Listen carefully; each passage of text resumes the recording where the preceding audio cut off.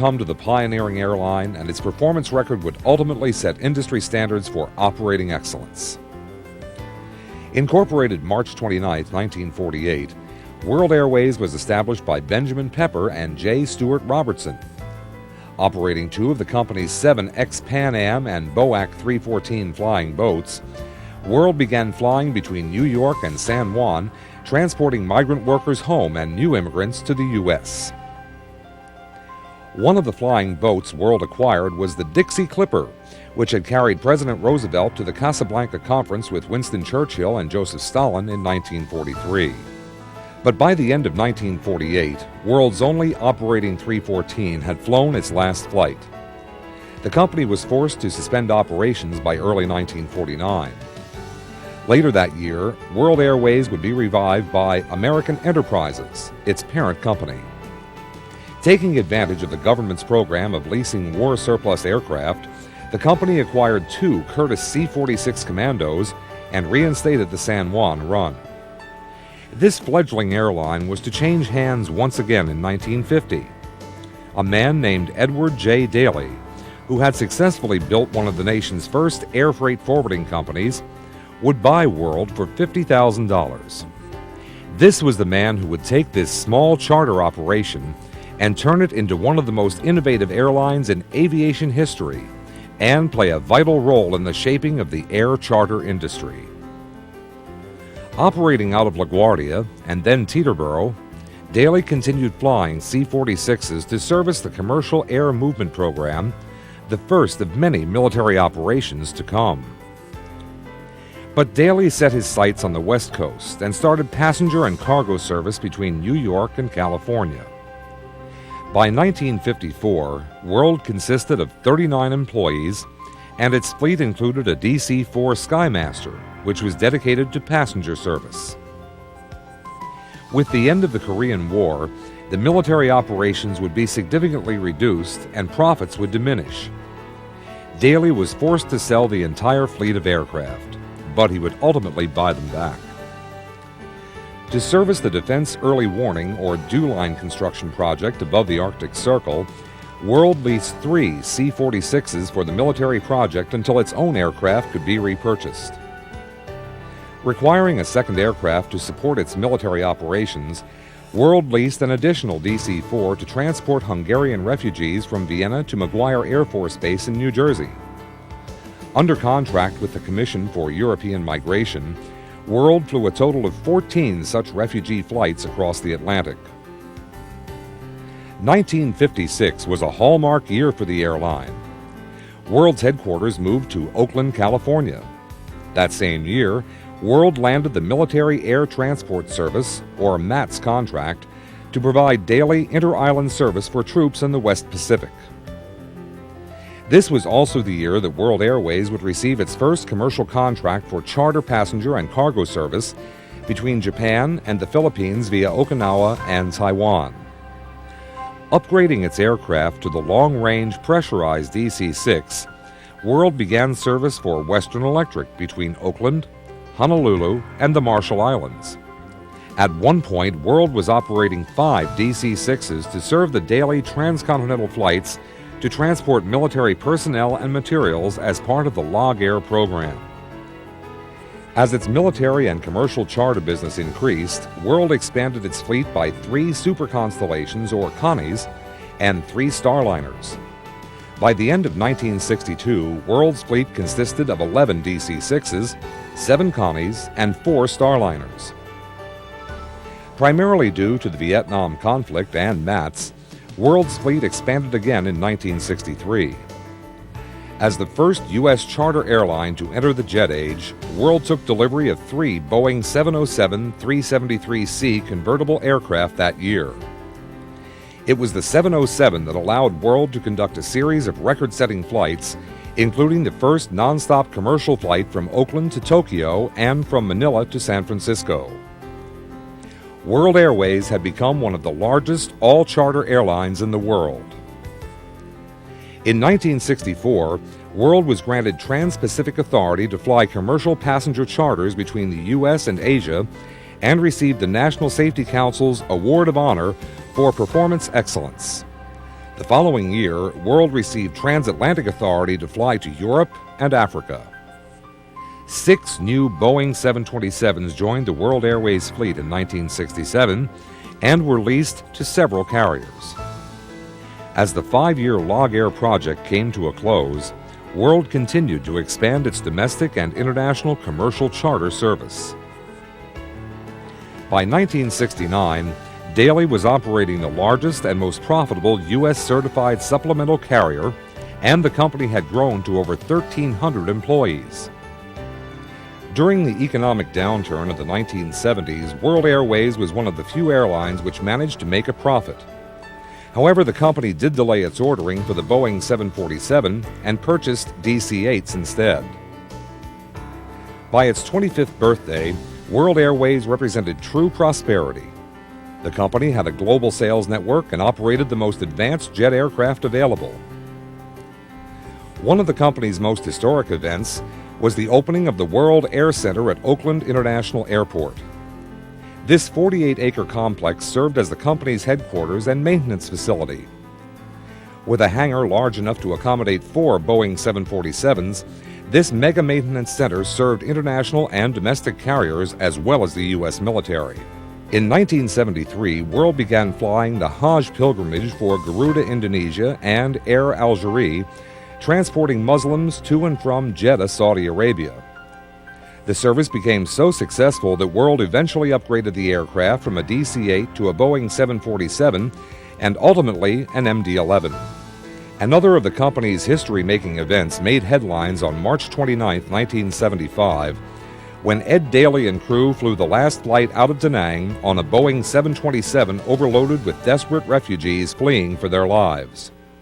CBS News correspondent Bruce Dunning was among the last of the Americans to leave Da Nang late this week, but he went back aboard Daly's plane today to witness what was supposed to have been a mission of mercy.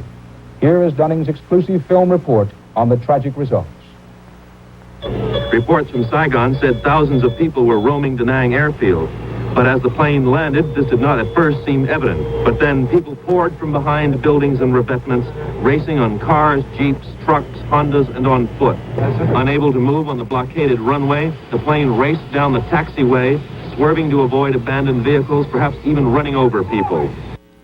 Daly also attempted to airlift 1,500 Vietnamese infants from war-torn South Vietnam and bring them to the United States in what would become known as the Baby Lift. As the first customer of the Boeing 747-200C convertible noseloader, World Airways introduced this version of the jumbo jet to the world, operating passenger and cargo charters around the globe. By 1979, the airline industry would be deregulated and World Airways would be operating scheduled passenger service, offering an unprecedented $99 one-way transcontinental fare. World championed deregulation and could now compete with the major carriers by marketing air transportation as an affordable means of travel instead of a luxury. Have you heard that George Burns is going around with a beautiful model? It's true. World Airways. That's what I call a model airline. Terrific menu, complimentary wine, and they'll treat you like a celebrity. That's the way they treat me. The fares? So low that most other airlines just don't match them. Next time, fly World, the airline that's so good they named a whole planet after it. World Airways, for people who hate to waste money. In 1983, this service was expanded with the introduction of Ultra Service, with DC-10s flying to Honolulu, London, and Frankfurt.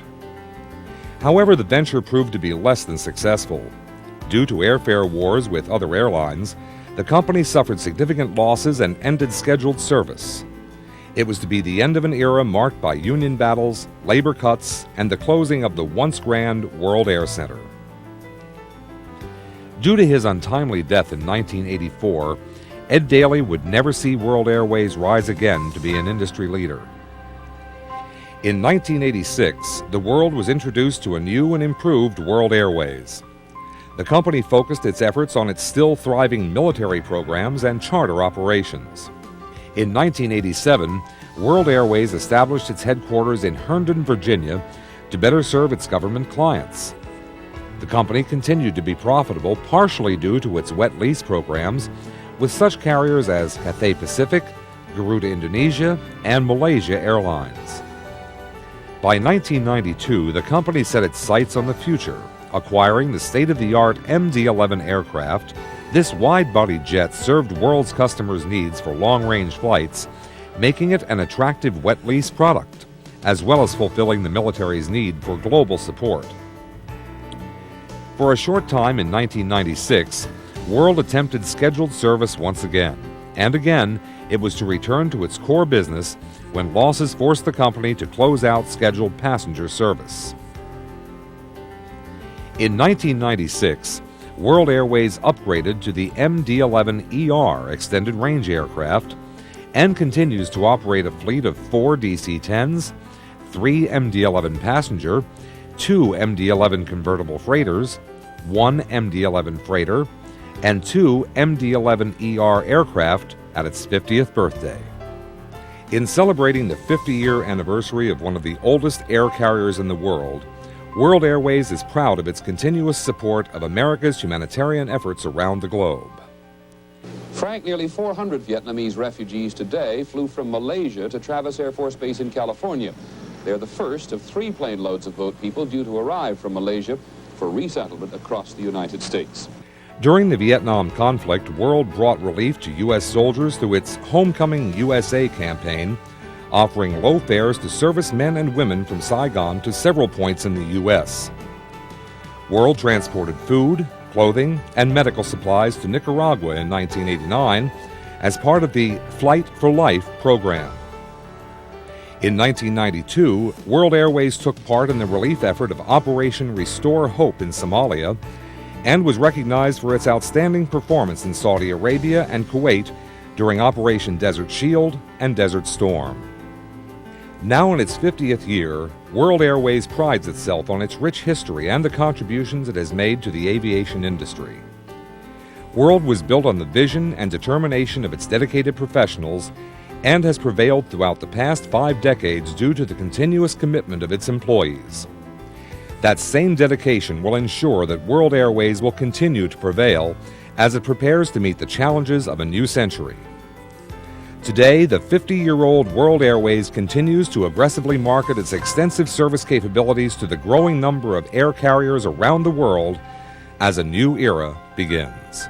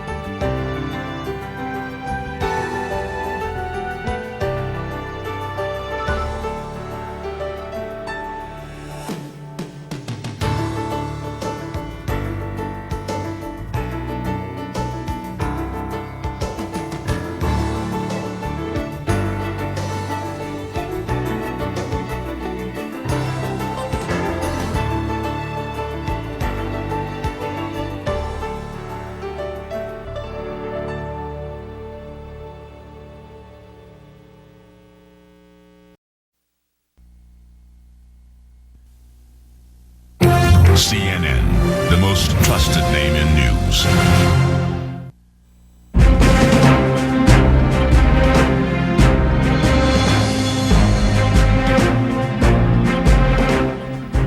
Former UN Ambassador Andrew Young is rallying the U.S. corporate community to help Iraq get back on its feet. A cargo plane filled with $4 million worth of medical supplies landed at Baghdad Airport Friday. Ambassador Young is currently chairman of Good Works International. He joins us here in our Atlanta headquarters, of course, to talk about his Iraq project.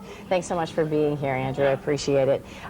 Tell us where the idea for Atlanta-Baghdad airlift first came from. Well, actually, the idea came from some Iraqi-American citizens. And they suggested to us that the war wouldn't be long, and that the important thing would be how quickly we were able to help reestablish order and create some goodwill where there had been so much ill will for so long. We're looking at some video now on the screen of some of those supplies that were being loaded onto the plane. What exactly are the supplies? Well, actually, the supplies that we were requested to bring were medical supplies. And they were antibiotics, they were salves for burns, they were all medical equipment that was requested by specific hospitals from the International Medical Corps. They had 35 of their people on the ground, and these were materials they were not able to get. So actually the cargo planes were packed for each hospital. I see. And the hospital workers came there and picked up the things that were specifically designated for their clinics. Tell me how you were able to get these supplies. Well, the Agency for International Development is supplying materials and has money available for aid to Iraq. They have transportation difficulties, so World Airways, located here in Atlanta, is a good friend of ours. We've been working with them on direct flights to Africa and other things. Delta was a part of the effort to load and transship the supplies. We had trucking companies, we had people just coming forth, but that's part of the Atlanta spirit. Right. We sent 3,000 people into Soviet Georgia during the time of the Cold War. There we have had children coming from Iraq to our children's hospitals for treatment in the past. Right. And the humanitarian effort of U.S. citizenry is what builds peace. And I think we're talking about trying to increase the capacity of our community to build peace in that region. And there's a tremendous citizen support that we normally do through CARE, through the American Red Cross. Actually, we happen to be a business, not a charity. And it was some of our business colleagues that we went to and said, look, let's do something. And Chevron Texaco provided the gasoline. So this was just an absolutely huge effort. I imagine it took some time, but what I really want to know is what did the people of Iraq, and Baghdad in particular, I know there was supplies were brought there yesterday, what did they